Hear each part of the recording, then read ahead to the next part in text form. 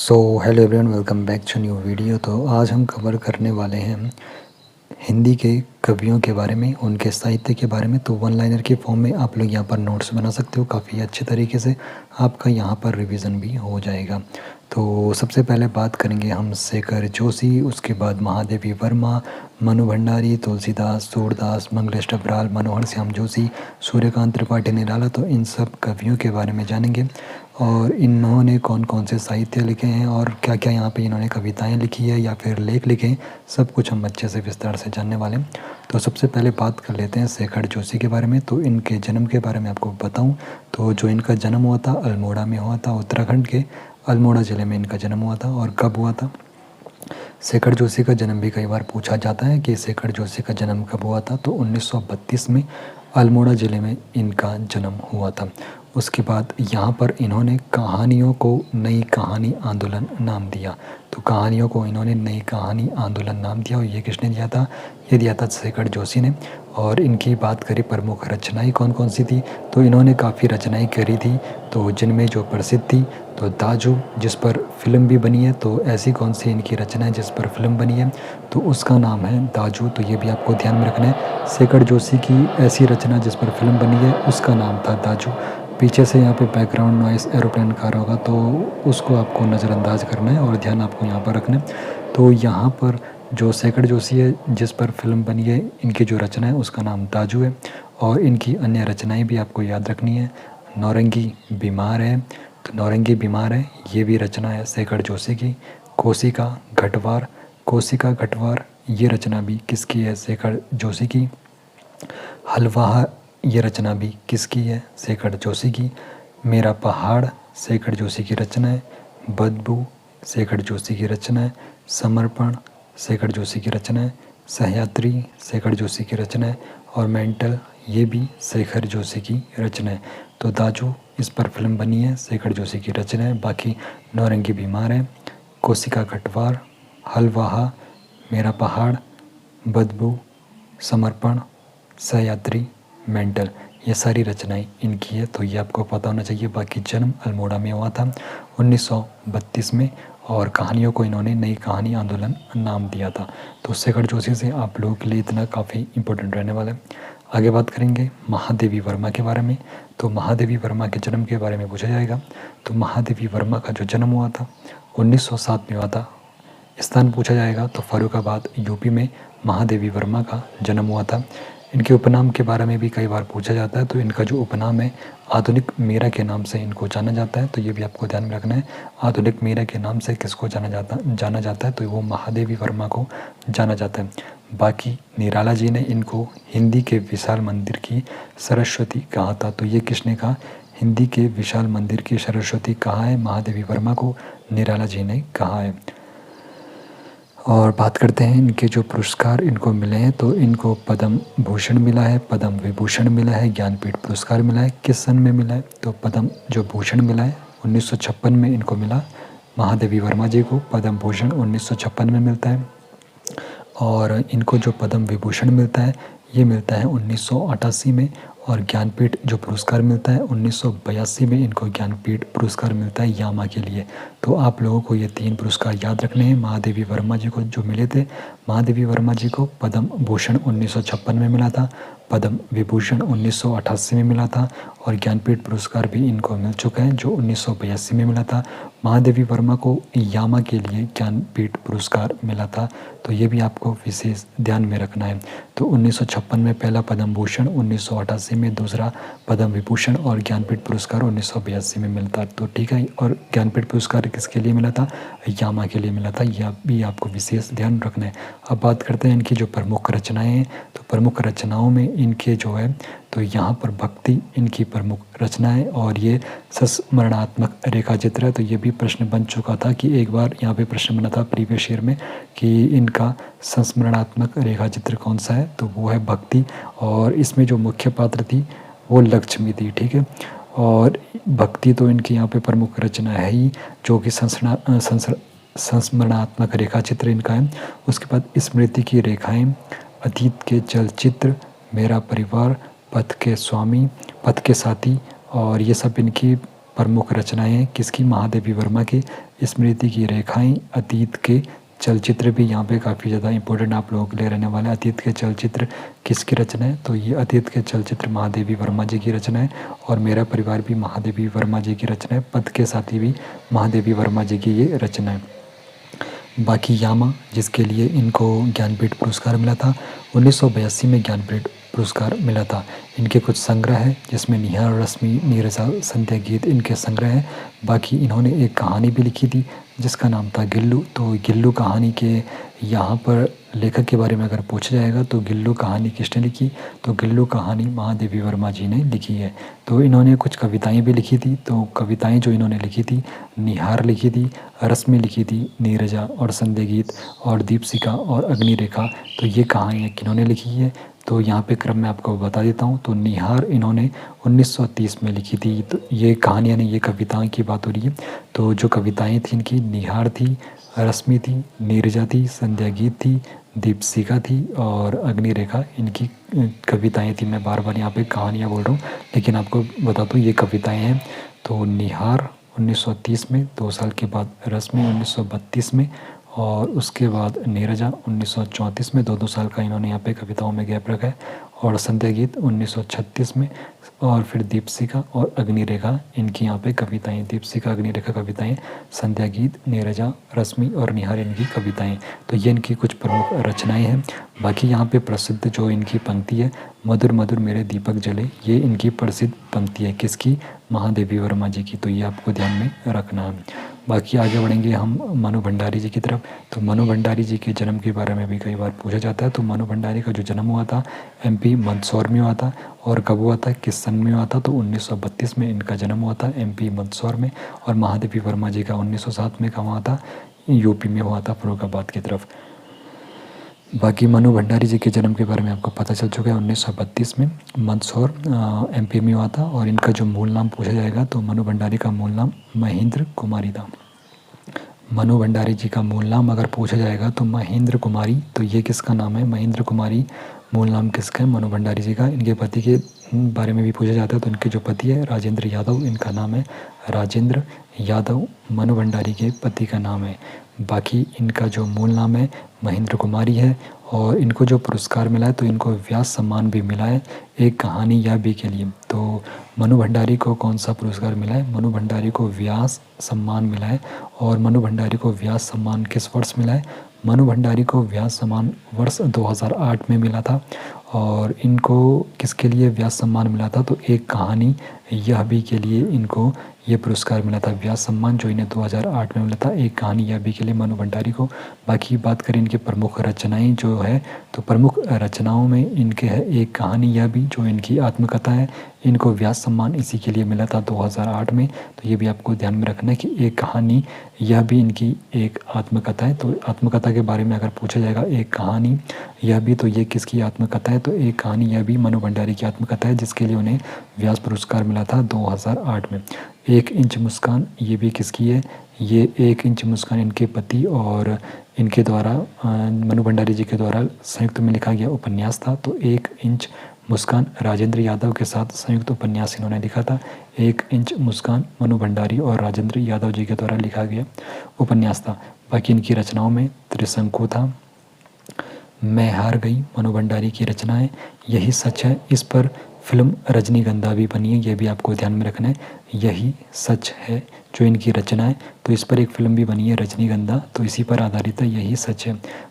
जो बाकी इनकी रचनाएं नायक खलनायक, ये भी इनकी रचना है किसकी, मनु भंडारी की, नायक खलनायक। 3 निगाहों की एक तस्वीर, ये भी किसकी रचना है, 3 निगाहों की जो एक तस्वीर है ये भी मनु भंडारी की रचना है। अकेली यहाँ पर मनु भंडारी की रचना है। और जो रजनी है, जो इनका एक नाटक है जो दूरदर्शन पर भी प्रसारित हुआ था, तो रजनी मनु भंडारी का एक नाटक है। और दूरदर्शन पर प्रसारित होने वाला नाटक कौन है, तो वो रजनी है। तो किसके द्वारा लिखा गया था, मनु भंडारी के द्वारा। इनका एक उपन्यास था आपका बंटी, तो यहाँ पे तलाक के बच्चों के जीवन पर क्या प्रभाव पड़ता है, तो उसके बारे में इनका ये उपन्यास था आपका बंटी। तो ये भी किसका यहाँ पर रचना है, तो ये मनु भंडारी जी की रचना है। तो ये उपन्यास इन्होंने लिखा था आपका बंटी। और एक और उपन्यास इनका था महाभोज, तो ये भी ब्यूरोक्रेसी भ्रष्टाचार पर आधारित था। तो महाभोज उपन्यास, तो उपन्यास के इनके कौन कौन से थे? आपका बंटी, मनु भंडारी जी का उपन्यास महाभोज, ये भी इनका एक उपन्यास था। और एक इन्होंने संयुक्त रूप से लिखा था उपन्यास जो अपने पति के साथ, 1 इंच मुस्कान। तो ये सब मनु भंडारी की रचनाएं हैं। तो मनु भंडारी जी की रचनाओं के बारे में आपको पता चल चुका है। इनको कौन सा पुरस्कार मिला ये भी आपको पता चल चुका है, व्यास सम्मान। और एक किस चीज़ के लिए मिला था? एक कहानी या भी के लिए, जो इनकी आत्मकथा थी उसके लिए इनको व्यास सम्मान मिला था। बाकी आगे बढ़ेंगे, हम तुलसीदास के बारे में जानेंगे। तो तुलसीदास के जीवन के बारे में भी जानेंगे और उनकी प्रमुख रचनाएं कौन कौन सी थी वो भी हम जानने की पूरी कोशिश करेंगे। तो तुलसीदास जी का जो जन्म हुआ था 1532 में माना जाता है। 1532 में तुलसीदास जी का जन्म माना जाता है। बाकी इनके जो उपनाम थे, तो हिंदी का जातीय कवि किसको कहा जाता है? तो वो तुलसीदास जी को कहा जाता है, जिनका जन्म 1532 ईस्वी में हुआ था। तो हिंदी का जातीय कवि तुलसीदास जी को माना जाता है। मानक हंस, ये भी इनका एक उपनाम था। और कवि शिरोमणि, ये भी तुलसीदास जी का उपनाम था। तो ये आपको याद रखने हैं जो इनके उपनाम हैं। एक तो हिंदी का जातीय कवि, तो हिंदी का जो जातीय कवि है तुलसीदास जी को कहा जाता था। मानस का हंस, तो मानस का हंस भी तुलसीदास जी को कहा जाता था। और कवि शिरोमणि, तो कवि शिरोमणि भी आपके नहीं, ये तुलसीदास जी को कहा जाता था। और जन्म के बारे में पूछा जाएगा तो 1532 ईस्वी में जन्म हुआ था। और ये 3 नाम आपको याद रखने, जो इनके उपनाम है, हिंदी का जातीय कवि, मानस का हंस और कवि शिरोमणि, ये आपको याद में रखना है। बाकी इनकी प्रमुख रचनाओं के बारे में आपको बताऊँ तो इनकी जो प्रमुख रचनाएँ थी, कृष्ण गीतावली, कृष्ण काव्य जो है इनका, कृष्ण गीतावली इनकी रचना है। रामचरित मानस, तो रामचरित मानस भी इनकी रचना है। किसकी रचना है? तुलसीदास जी की। और रामचरित मानस भी पूछा जाता है कि ये किस भाषा में लिखा गया है, तो रामचरित मानस जो इन्होंने लिखा है अवधी भाषा में लिखा है। और देखो कृष्ण गीतावली जो इनका कृष्ण काव्य है तुलसीदास जी ने लिखा, कृष्ण गीतावली तुलसीदास जी ने लिखा। इनका कृष्ण काव्य है रामचरित मानस, जो कि अवधी भाषा में लिखा गया है, ये भी तुलसीदास जी ने लिखा। और ब्रज भाषा में इन्होंने दोहावली लिखी है। ब्रज भाषा में दोहावली लिखी है किसने? तुलसीदास जी ने। ये भी आपको वैसे ध्यान में रखना है कि दोहावली किस भाषा में, तो दोहावली जो है ब्रज भाषा में और दोहावली तुलसीदास जी ने लिखी है। बाकी पार्वती मंगल इनकी रचना है, जानकी मंगल इनकी रचना है, रामाज्ञा प्रश्नावली इनकी रचना है, रामलला नाछू इनकी रचना है। और विनय पत्रिका तुलसीदास जी की रचना है, जो कि ब्रज भाषा में। तो देखो ब्रज भाषा में इन्होंने दोहावली लिखी और विनय पत्रिका इनकी ब्रज भाषा में है। दोहावली और विनय पत्रिका इनकी ब्रज भाषा में, और अवधि में रामचरित मानस है। और विनय पत्रिका और दोहावली काफ़ी ज़्यादा इंपॉर्टेंट रहेगा, क्योंकि ये ब्रज भाषा में विनय पत्रिका और दोहावली। और कभी कभी प्रश्न बन जाता है कि रामचरित मानस किस भाषा में, तो वो अवधि भाषा में। तो इनके बारे में इतनी जानकारी आप लोगों के लिए काफ़ी रहने वाली है। बाकी इनकी रचनाओं के बारे में आप लोग अच्छे से देख लेना। कृष्ण गीतावली इनकी रचना है, रामचरित मानस इनकी यहाँ पर रचना है, दोहावली, पार्वती मंगल, जानकी मंगल, रामाज्ञा प्रश्नावली। और यहाँ पे रामलला, देखो राम जी के बारे में अधिकतर जो यहाँ पे रचनाएं मिलती हैं वो तुलसीदास की ही अधिकतर यहाँ पर हैं। और बाकी ब्रज भाषा में इन्होंने दोहावली लिखी थी, विनय पत्रिका लिखी थी, और रामचरित मानस इन्होंने अवधी भाषा में लिखा। कृष्ण गीतावली भी इन्होंने लिखा, जो इनका कृष्ण काव्य, तो ये आपको याद होना चाहिए, ये इनकी प्रमुख रचनाएं हैं। बाकी जन्म के बारे में 1532 में जन्म हुआ। 3 इनके उपनाम थे, मानस का हंस हिंदी का जातीय कवि और कवि शिरोमणि इनके उपनाम थे। तो ये आप लोगों ने तुलसीदास जी के बारे में भी जान लिया। आगे हम बात करेंगे अब सूरदास जी के बारे में। तो सूरदास जी के बारे में आपको बताऊं तो जन्म से अंधे जो थे, जिनको जन्मांध माना जाता है, वो थे सूरदास जी। तो एक बार थोड़ा सा पानी पी लेते हैं, क्योंकि गला सूख रहा है, जिसकी वजह से फिर आगे बोलने में कठिनाई हो रही है।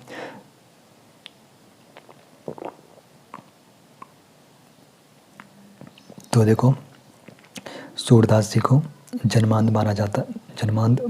तो ये भी प्रश्न बन सकता है कि जन्मांध किस कवि को माना जाता है? तो सूरदास जी को जन्मांध माना जाता है। अष्टछाप के कवि किसको माना जाता है? तो अष्टछाप के कवि भी सूरदास जी को माना जाता है। तो ये भी प्रश्न बन सकता है कि अष्टछाप के कवि वहाँ पे, फिर आपको 3-4 वहाँ पे ऑप्शन दिए जा सकते हैं। अष्टछाप के कवि की पहचान आपको करनी है। तो अष्टछाप के जो कवि है वो सूरदास जी है, और अष्टछाप का जो जहाज है वो भी सूरदास जी को यहाँ पर कहा गया है। अष्टछाप के कवि सूरदास जी है, अष्टछाप का जहाज भी सूरदास जी है, और अष्टछाप का जहाज इनको विट्ठल नाथ जी ने कहा था। तो अष्टछाप का जहाज सूरदास जी को किसने कहा? विट्ठल नाथ जी ने। और इनकी प्रमुख रचनाएं भी हम जानेंगे, और इनकी जो प्रसिद्ध पंक्तियां हैं सूरदास जी की, उधो तुम तो अति बड़ भागी, चरण कमल बंदो हरि राई। तो इनकी ये प्रसिद्ध यहाँ पर पंक्तियाँ हैं। तो ये प्रश्न बन सकता है कि उधो तुम तो अति बड़ भागी, चरण कमल बंदो हरि राई, ये पंक्तियाँ किसके द्वारा लिखी गई है? तो उधो तुम तो अति बड़ भागी, चरण कमल बंदो हरि राई। तो ये जो पंक्तियाँ हैं ये सूरदास जी के द्वारा लिखी गई है। बाकी इनकी जो प्रमुख रचनाएं हैं उसके बारे में जान लेते हैं। तो इनकी जो प्रमुख रचनाएं हैं सूरदास जी की, भ्रमर गीत इनका क्या है, एक प्रसिद्ध रचना है। सूरसागर, तो देखो सूरसागर तो आपको याद रहेगा, जहाँ पर 100 से शुरू हो रहा है, यानी कि सूरसागर हो गया, सुर सारावली हो गया, सुर सारावली हो गया और साहित्य लहरी। तो जहाँ पर आपको 100 शुरू में दिखेगा तो समझ लीजिए वो सूरदास जी की रचना है। सुरसागर, सुर सारावली और साहित्य लहरी, तो ये इनकी क्या रचना है। और भ्रमर गीत आपको याद में रखना है। भ्रमर गीत यानी कि बोहरे की तरह जो गीत यहाँ पे रचना लिखी गई थी, तो ये किसके द्वारा लिखी गई थी, आपको इस प्रकार याद रखना है, सूरदास जी के द्वारा लिखी गई थी। ठीक है, और बाकी हम अब आगे बढ़ेंगे। सूरदास जी आप लोगों ने कवर कर लिया है। अब आगे बढ़ते हैं मंगलेश डबराल जी की तरफ। तो मंगलेश डबराल जी के जन्म के बारे में पूछा जाएगा। तो मंगलेश डबराल जी का जो जन्म हुआ था टिहरी गढ़वाल उत्तराखंड में हुआ था। सन पूछा जाएगा तो 1948 में मंगलेश डबराल जी का जन्म हुआ था। अगर सन पूछा जाता है तो मंगलेश डबराल जी का जो जन्म हुआ था टिहरी गढ़वाल में 1948 में हुआ था, यानी कि आज़ादी के 1 साल के बाद मंगलेश डबराल जी का जन्म हुआ 1948 में। और निधन अगर पूछा जाता है तो 2020 में इनका निधन भी हो गया था। तो 2020 में निधन हुआ, 1948 में जन्म हुआ, टिहरी गढ़वाल में जन्म हुआ। इनको कुछ पुरस्कार मिले, तो इनको जो पुरस्कार मिले, साहित्य अकादमी पुरस्कार इनको मिला है 2000 में, हम जो देखते हैं। तो इसके लिए जो इनकी रचना है हम जो देखते हैं, इसके लिए इनको साहित्य अकादमी पुरस्कार मिला। और साहित्य अकादमी पुरस्कार मंगलेश डबराल जी को कब मिला? 2000 में मिला। और किस रचना के लिए मिला? हम जो देखते हैं। तो ये भी प्रश्न बन सकता है कि हम जो देखते हैं ये किसकी रचना है? तो हम जो देखते हैं ये रचना है मंगलेश डबराल जी की। और 2000 में इनको यहाँ पर साहित्य अकादमी पुरस्कार भी मिला था, हम जो देखते हैं के लिए 2000 में। ये भी आपको ध्यान में रखना है। 2020 में इनका निधन भी हुआ था। और प्रमुख रचनाएं जो है इनकी है मंगलेश डबराल जी की, तो इनका कुछ काव्य संग्रह है। तो काव्य संग्रह जो इनके हैं, पहाड़ का लालटेन, पहाड़ पर लालटेन। तो यहाँ पर पहाड़ पर लालटेन इनका काव्य संग्रह है। तो ये भी प्रश्न बन सकता है कि पहाड़ पर लालटेन किसका काव्य संग्रह है? तो पहाड़ पर लालटेन, तो देखो ये पहाड़ी थे क्योंकि टिहरी गढ़वाल से आते हैं, तो आपको सीधे यहाँ पे ध्यान में रखना है कि जो इनका पहाड़ पर लालटेन काव्य है तो ये मंगलेश डबराल जी का है, क्योंकि ये पहाड़ी थे टिहरी गढ़वाल से, तो इन्होंने एक काव्य लिखा पहाड़ पर लालटेन। उसके बाद घर का रास्ता, ये भी इनका काव्य संग्रह था। हम जो देखते हैं, जिसके लिए इनको साहित्य अकादमी पुरस्कार मिला 2000 में, ये भी इनका काव्य संग्रह है। और नए युग के शत्रु, तो ये भी मंगलेश डबराल जी की यहाँ पर काव्य संग्रह, नए युग के शत्रु। और आवाज़ भी एक जगह है, आवाज़ भी एक जगह है, तो ये भी मंगलेश डबराल जी का काव्य संग्रह। बाकी गद्य संग्रह में जो इनके हैं, लेखक की रोटी, मंगलेश डबराल जी का यहाँ पे गद्य संग्रह है। और कवि का अकेलापन, ये भी मंगलेश डबराल जी का क्या है, गद्य संग्रह। यात्रा वृत्तांत जो है इनका है एक बार आयुवा, तो एक बार आयुवा इनका एक यात्रा वृत्तांत है। तो ये भी आपको ध्यान में रखना है, मंगलेश डबराल जी का यात्रा वृत्तांत कौन सा है, एक बार आयुवा इनका यात्रा वृत्तांत है। बाकी कविता संगतकार, इनकी एक कविता है संगतकार। तो संगतकार के बारे में अगर प्रश्न बनता है तो संगतकार कविता के रचनाकार कौन है या फिर लेखक कौन है, तो ये कौन है, मंगलेश डबराल जी संगतकार के। बाकी इनकी रचनाओं के बारे में भी आपको विशेष ध्यान रखना है। बाकी इनकी कुछ प्रसिद्ध पंक्तियाँ थी, जैसे उसे याद दिलाता हो उसका बचपन जब वह 9 से किया था। तो ये भी आपको ध्यान में रखना है। इनकी जो प्रसिद्ध पंक्तियाँ थी, जैसे उसे याद दिलाता हो उसका बचपन जब वह 9 से किया था, तो ये किसकी यहाँ पर प्रसिद्ध पंक्ति है, तो मंगलेश डबराल जी की ये प्रसिद्ध पंक्ति है। तो मंगलेश डबराल जी के बारे में भी आप लोगों ने यहाँ पे अच्छे से जान लिया। उसके बाद हम बात करेंगे मनोहर श्याम जोशी जी के बारे में। तो इनके जन्म के बारे में भी यहाँ पे आपको ध्यान में रखना है। मनोहर श्याम जोशी जी के बारे में सबसे पहले इनका जो जन्म हुआ था, ये मूलतः अल्मोड़ा के थे, लेकिन राजस्थान अजमेर में इनका जीवन अधिक समय तक बीता है। तो मूलतः अगर पूछा जाएगा किस कहाँ के थे, तो मूलतः ये अल्मोड़ा के थे, लेकिन जन्म अजमेर में यहाँ पे बताया जाता है। बाकी जो जन्म है 1933 में होता है मनोहर श्याम जोशी जी की हम यहाँ पे बात कर रहे हैं। तो मनोहर श्याम जोशी जी का जो जन्म हुआ था 1933 में अजमेर, मूलतः ये अल्मोड़ा के थे। बाकी बहुमुखी प्रतिभा के धनी थे मनोहर श्याम जोशी जी, और इन्होंने यहाँ प्रेस, रेडियो, टीवी, फिल्म, विज्ञापन संप्रेषण यहाँ पर काम किया था। और इनको जो पुरस्कार मिला तो साहित्य अकादमी पुरस्कार इनको 2005 में मिला कयाप के लिए। देखो 2000 में किसको मिला था? मंगलेश डबराल जी को। और मंगलेश डबराल जी को किसके लिए मिला था ये आपको कमेंट में बताना, क्योंकि मैंने अभी आपको बता दिया है। और जो मनोहर श्याम जोशी जी है इनको 2005 में मिलता है। 2005 में कयाप के लिए इनको क्या मिलता है? साहित्य अकादमी पुरस्कार। और ये कब मिलता है? 2005 में। तो ये भी आपको ध्यान में रखना है। मनोहर श्याम जोशी जी को 2005 में मिलता है। 1933 में इनका जन्म होता है और 2005 में इनको साहित्य अकादमी मिलता है। बाकी जो इनकी प्रमुख रचनाएं हैं तो प्रमुख रचनाओं के बारे में भी जान लेते हैं। तो प्रमुख रचनाओं में जो इनकी कहानी है सिल्वर वेडिंग, तो इनकी एक कहानी है। तो सिल्वर जो वेडिंग कहानी है ये किसकी है? मनोहर श्याम जोशी जी की है। इसमें जो प्रमुख पात्र हैं यशोधर बाबू यहाँ पर प्रमुख पात्र में है। ये भी कई बार प्रश्न बन सकता है। जो इनकी कहानी है सिल्वर वेडिंग, तो उसमें प्रमुख पात्र में कौन है? तो यशोधर बाबू वहाँ पर प्रमुख पात्र में मनोहर श्याम जोशी जी के द्वारा लिखी गई कहानी है सिल्वर वेडिंग। बाकी नाटक और धारावाहिक जो इनके हैं हम लोग, ये दूरदर्शन पर भी प्रसारित हुआ है हम लोग। तो ये जो नाटक और धारावाहिक है तो हम लोग ये है आपका मनोहर श्याम जोशी जी के द्वारा लिखा गया। और बुनियाद, नेताजी कहें, मुंगेरी लाल के हसीन सपने, तो ये सब किसके नाटक है? और ये है मनोहर श्याम जी जोशी जी के। बुनियाद, नेताजी कहें, मुंगेरी लाल के हसीन सपने, ये मनोहर श्याम जोशी जी के नाटक और धारावाहिक है। बाकी जो इनका कुमाऊनी उपन्यास है कयाप, जिसके लिए इनको साहित्य अकादमी पुरस्कार मिला था 2005 में। और कसब, तो कयाप और कसब आपको याद रखना है, इनके कुमाऊनी उपन्यास है। तो कुमाऊनी उपन्यास काफ़ी सिंपल है, आप लोगों को क से याद रखना है। कयाप और कसब इनके कुमाऊनी उपन्यास हैं। बाकी अन्य उपन्यास में इनके जो है कुरु कुरु स्वाहा, कौन हूँ मैं, उत्तराधिकारिणी, तो ये इनके अन्य उपन्यास हैं। तो ये उपन्यास किसके हैं? कुरु, स्वाहा, कौन हूँ मैं और उत्तराधिकारिणी, तो ये उपन्यास किसके हैं? मनोहर श्याम जी जोशी के। कुरु, स्वाहा, कौन हूँ मैं, उत्तराधिकारिणी, ये उपन्यास है मनोहर श्याम जोशी जी के। और संस्मरण जो इनका है पश्चिमी जर्मनी पर उड़ती नज़र, पश्चिमी जर्मनी पर एक उड़ती नज़र, लखनऊ मेरा लखनऊ, तो ये किसका है? यहाँ पे संस्मरण है। तो ये है मनोहर श्याम जोशी जी के पश्चिमी जर्मनी पर एक उड़ती नज़र, लखनऊ मेरा लखनऊ। तो मनोहर श्याम जोशी जी की ये कुछ संस्मरण थी और कुछ प्रमुख रचनाएं यहाँ पे मैंने आपको बता दिया। आगे बढ़ेंगे। सूर्यकांत त्रिपाठी निराला जी बचे हैं, माखनलाल चतुर्वेदी जी बचे हैं, अष्टछाप, राहुल सागरित्यायन, मुंशी प्रेमचंद, तो अभी काफ़ी कुछ बचा है। तो ये आपको मैं यहाँ पे नेक्स्ट वीडियो में कंप्लीट करा दूंगा। बाकी मनोहर श्याम जोशी जी के द्वारा यहाँ तक हमने यहाँ पे कवर कर लिया है। आप लोग इनका अच्छे से रिविजन करते रहिए ताकि यहाँ पे आपके सारे डाउट क्लियर होते रहे। बाकी मिलते हैं आपसे नेक्स्ट वीडियो में।